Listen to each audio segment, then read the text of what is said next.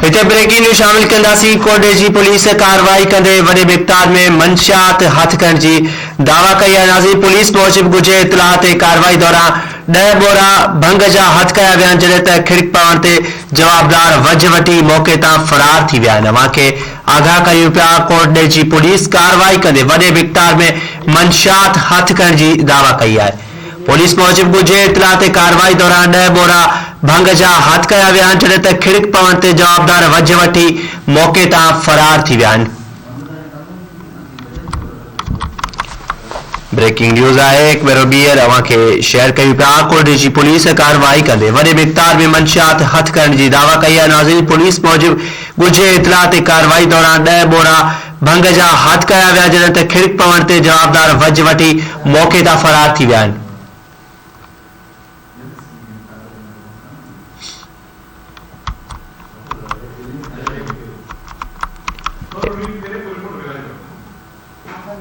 अव्हांखे आगाह कयूं पिया। कोडे जी पुलिस कार्रवाई कंदे वॾे मिक़दार में मंशियात हथ करण जी दावा कई आहे। पुलिस मूजिब गुझे इतलाह ते कार्रवाई दौरान 10 बोरा भंग जा हथ कया विया आहिनि, जॾहिं त खिड़क पवण ते जवाबदार वज वठी मौके तां फरार थी विया आहिनि। इन हवाले सां अपडेट मालूम कंदासीं। हसन रज़ा बंबरो असां सां टेलीफोन लाइन ते मौजूद आहे। जी हसन रज़ा, आगाह कजो।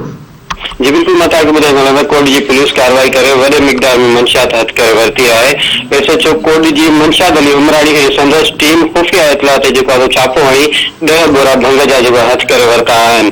ऐं हुन खां अलावा मां तव्हांखे ॿुधाईंदो त सरकारी मुदयत में जेको आहे सो केस भी दाख़िल कयो आहे, एफआईआर थी वई आहे। जॾहिं जेको आहे असलम गोपांग ऐं कासिम गोपांग जेको आहे मौके तां वज वठी फरार थियण में जेको आहे कामयाब थी विया आहिनि। कोड जी पुलिस वधीक ॿुधायो त मुलज़िमान जे जेको आहे सो खिलाफ़ कार्रवाई कई वेंदी ऐं उन्हनि जे जेको आहे सो गिरफ़्तारी कई वेंदी जल्दी जल्दी, ऐं उन्हनि खे जेको मुलज़िमान खे जेको आहे पकड़े करे जल्दी जेको आहे कानूनी कार्रवाई करे केफ़र किरदार ते पहुचायो वेंदो। जी